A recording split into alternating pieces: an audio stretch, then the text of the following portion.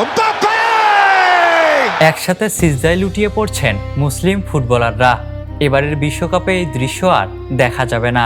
ইতিহাসের সবচেয়ে বিতর্কিত বিশ্বকাপগুলোর একটিতে মুসলিম বিশ্বের শেষ প্রতিনিধি হিসেবেও বিদায় নিল মরক্কো। অনেকের কাছে তাই এই বিশ্বকাপ তিক্ত স্মৃতি হয়েই থাকবে। অভিযোগ উঠেছে নিরপেক্ষতার প্রশ্নেও ছিল দ্বিমুখী আচরণ আর অরাজনৈতিকতার কথা বলা হলেও নানা ঘটনায় রাজনৈতিক বিতর্কও ছায়া ফেলেছে পুরো আসরে।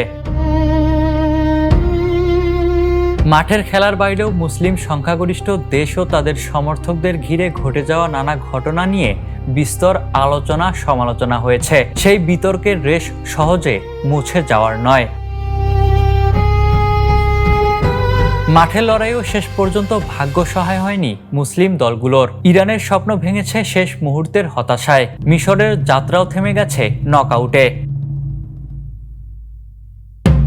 সবশেষে মুসলিম বিশ্বের আশা হয়ে দাঁড়িয়েছিল মরক্কো। আফ্রিকার এই দেশটিকে ঘিরেই ছিল নতুন ইতিহাস গড়ার স্বপ্ন, কিন্তু সেই স্বপ্ন শেষ পর্যন্ত পূর্ণ হলো না। ফ্রান্সের কাছে 2-0 গোলে হেরে বিশ্বকাপ থেকে বিদায় নেয় অ্যাটলাস লায়ন্সরা। সেই হারের মধ্য দিয়ে এবারের বিশ্বকাপে শেষ হয়ে যায় মুসলিম দেশগুলোর পথ চলা। শিরোপার লড়াইয়ে এখন আর নেই কোনো মুসলিম সংখ্যাগরিষ্ঠ দেশের প্রতিনিধি। Ishtiaq Mahin, the news. দেশে দেশে সবার সাথে দ্য নিউজ।